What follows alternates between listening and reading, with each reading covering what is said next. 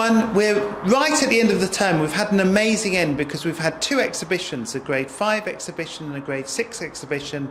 And in this video, I'm going to be speaking to groups of students from both classes, but we're going to start with grade 5.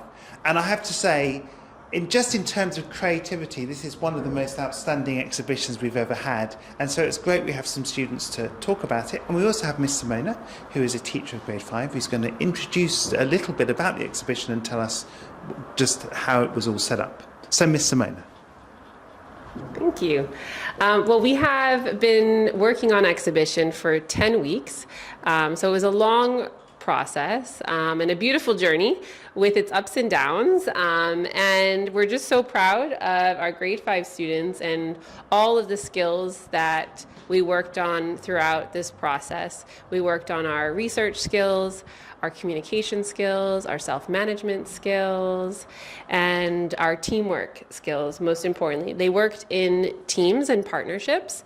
So we thought it would be a great opportunity for you to hear what some of the passions that this grade 5 class chose to research on. I'm going to introduce Alonso and Yodai first. Hi, my name is Alonso, and this is my friend Yodai. Hi. We have researched about ecosystems, and Yodai will explain our 3 lines of inquiry. Our 3 lines of inquiry is what is an ecosystem, what harms our ecosystems, and how can we help protect our ecosystem. In exhibition, me and my friend, we felt some excitement, and we can say proud of ourselves because we worked on our presentation skills, and we got to work on some of the singing, doing louder voice, being more brave in our presentations, and it was really nice to show our work to other people, either grown-ups, either little kids, and even some kids of MUIP. I'm most proud of my speech skills because it is my first event to speak so much English, so I need to speak more easy to understand or how to explain big kids and small kids. So I'm most proud of my speaking skills because I can change speech of little kids and big kids, so I'm most proud of that. Now we will pass you with Nerea. My exhibition topic was neurodiversity. I worked with Carla and Naya, and I chose this topic because I think it's really important because as our research shows, not many people are actually informed on neurodiversity.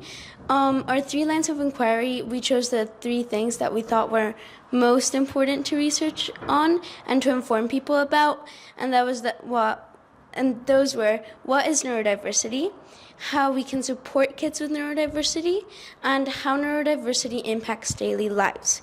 And I think those were like the 3 most important to really inform people about. And at some point I thought I wasn't gonna finish. No, like the last week we still had so much to do. And I thought, we're not gonna be able to present at this rate. But then we sort of managed to piece it together, and I'm really proud of that. And I'm really happy how it all worked out. And with my team members, even though it was difficult at times and sometimes it was challenging to work together as a team with so many different ideas, but I'm really proud how it worked out and that we all managed to get along well. Now I'll pass you on to Camilla and Frank. So, hi, I'm Camilla, and this is Frank. Yes. We worked on renewable and sustainable energy, and we had my group, me, Miori, Seima, and Camilla, had 5 lines of inquiry in total, but 3 of us worked on 3 of them, and Camilla worked on 2 of them. Me, Miori, and Seima's were what is renewable and sustainable energy, what are the advantages and disadvantages of renewable energy, and how can we help others make renewable and sustainable choices? And these were Camilla's. My two were what is sustainable architecture, and then what are the impacts of sustainable architecture? Throughout the project, we had to do a ton of research, mostly including the different types of renewable energy, such as geothermal, solar, wind, and tidal. But at the end, some things that I was very proud of were, I think everyone did a very good job presenting, and just like the hard work towards the end to build our creative element was incredibly good. So I agree with Maria. I didn't actually think we were going to finish. So we were a very slow team, but honestly, but we made it. We made it. In the end, in the long run. Yeah, it's something to be proud of, Camilla, Yeah, I just want to say, just to finish, that the projects and were really fantastic, and the way you'd approached them was, as I said at the beginning, was so creative. So, for example, in your case, you had this amazingly reimagined city, sustainable city that was designed. In your case, you had all those games so that people could explore, to understand neurodiversity. And you had all these great displays as well that showed off what you were trying to talk about in your project. So it was so good to see how everybody came at it from so many different directions, and the quality of what you produced in the end. So well done, everybody. Thank you. Thank you. So everybody, welcome to part 2 of this video. We've talked about the grade 5 exhibition. Now we're with the grade 6s. So I have Sammy and Charlotte and Michael, who's one of the grade 6 teachers. And they're just going to tell us a little bit about what they did. Well, I'm going to do a quick introduction. So basically, everyone in grade 6 had to construct a world, but they did research in different subjects and brought that into their worlds. And we're going to find out a little bit about those subjects. So Sammy is going to tell us a little bit about philosophy and how they used a study of philosophy in the creation of their world. Sammy. So in philosophy, we've been, we learned about debating, arguments and counter-arguments. And for our philosophy part of our world, we used 3 concepts to do a video, skit, puppet show. There was different ways we could pick, different stuff we could pick from. My group did a little skit. The 3 concepts that we learned about was Plato's allegory of the cave, Theseus' ship, and Who Owns the Sky. My group went with Plato's allegory of the cave. Just a little summary of it, that two people want to stay in the cave. They don't want to seek knowledge and go find what the world has to offer them. One person managed to, escape the cave, and then he went and seek knowledge. So just a little summary. Some people want to stay in where it's comforting and don't want to maybe see dangers, just scared of dangers. Some people just want to go out, explore the world. For Theseus' ship, a little summary, that there was a ship, is called the Theseus, and the ship was wood originally. Then it was changed into metal, and the question was, is it still the same or is it different? And for Who Owns the Sky, the little summary is that there's 2 villages, farming village, fishing village. Fishing village had lots of fish. There was a river, actually. The fishing village had lots of fish to eat, so very good for them. But for the farming village, they didn't have any water, no crops.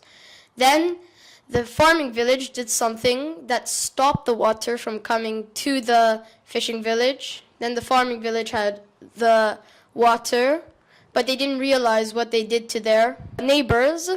I'm going to pass it on to Charlotte now. So we also learned and used some stuff from INS, and two main things that we used are probably the social structure, which is basically the value of everything in our world. So in ours, of course, we had the royals at the top, so the king and queen, and then we had just the food at the bottom. And we also, the most important thing that we used is biomes. So, for example, grassland, forest, aquatic, and basically all of the things you could think of. And we used that to create our world. So ours was the forest biome and the aquatic biome. It was really fun to do this, and I think that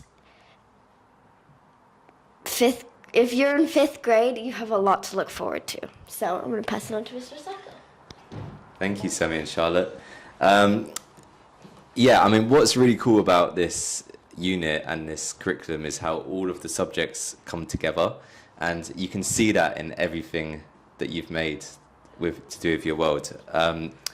We kick-started this whole project by going to the British Museum, and we looked at artifacts that come from other cultures, and we acted as discoverers, and we were analysing these artifacts to try and work out what we could find out about these cultures and how these people lived.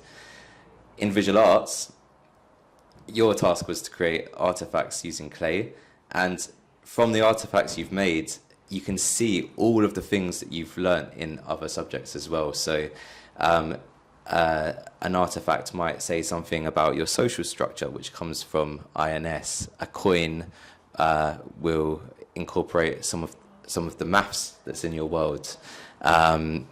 Or maybe from an artifact we might understand something about the values or the beliefs which came from philosophy. So it all comes together to create a really rich creation, and it's a big challenge that we set you to create your own world. And when you go and you look at the exhibition, and all of the parents and all of the students have said this, it's amazing how detailed and how believable your worlds are that you've created.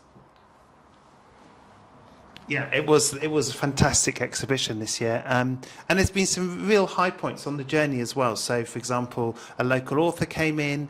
That author actually built their own world based on Kew Gardens. We also went to Kew Gardens to look at things around biomes that were then used.